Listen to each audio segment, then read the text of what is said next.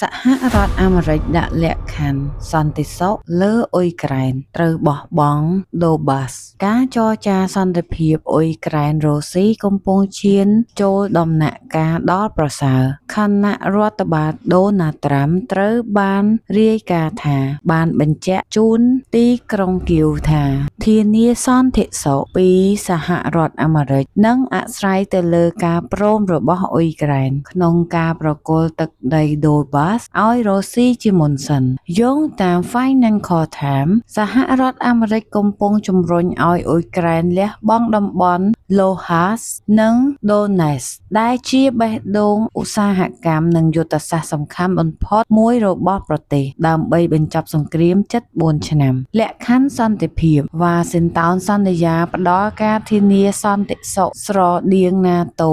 Anti-Scarfy និងអាវុធបន្ថែមប៉ុន្តែត្រូវឲ្យអ៊ុយក្រែនដកទ័ពចេញពីដូបាសព្រមទទួលយកតំបន់សេដ្ឋកិច្ចសេរីឬតំបន់ត្រួតពិនិត្យដោយកម្លាំងអព្យាក្រឹតជំហររបស់អ៊ុយក្រែនលោក Vladimir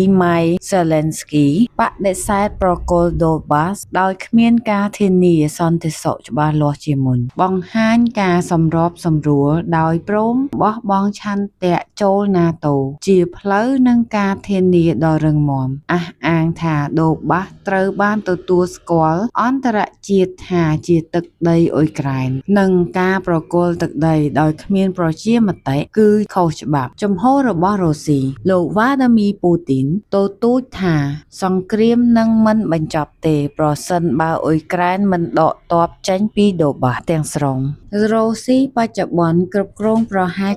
90% នៃដូបាស Donetsk មានតម្លៃខ្ពស់ទាំងផ្លូវដែកកំពង់ផែឧស្សាហកម្មធុនធ្ងន់និងរ៉ែកម្រដូចជា Titanium ការព្រួយបារម្ភធំអ្នកវិភាគនិងមន្ត្រីអ៊ុយក្រែនព្រមានថាការប្រគល់ដូបាសអាចក្លាយជាចំណុចបាញ់បង្ហោះសម្រាប់ការឈ្លានពានជាថ្មីរបស់រុស្ស៊ីប្រជាជនអ៊ុយក្រែន 54% ប្រឆាំងនឹងការលះបង់ដូបាសទោះជាប្តូរជាមួយការធានាសន្តិសុខក៏ដោយការចរចានៅតែបន្តកិច្ចចរចាត្រីភាគីអាមេរិកអ៊ុយក្រែនរុស្ស៊ីបានធ្វើឡើងនៅអាប៊ូដាប៊ីជុំបន្ទាប់ក្រុងធ្វើនៅថ្ងៃទី1ខែកុម្ភៈទោះមានសញ្ញាវិជ្ជមានតែបញ្ហាដីធ្លីនៅតែជាចំណុចតានតឹងបំផុតសរុបសន្តិភាពកំពុងត្រូវបានដាក់លើតុល្យភាពរវាងដីធ្លីនិងសន្តិសុខអ៊ុយក្រែនមិនចង់បាត់បង់ដែនដីខណៈសហរដ្ឋអាមេរិកនិងរុស្ស៊ីមើលដូបាសជាគន្លឹះបញ្ចប់សង្គ្រាម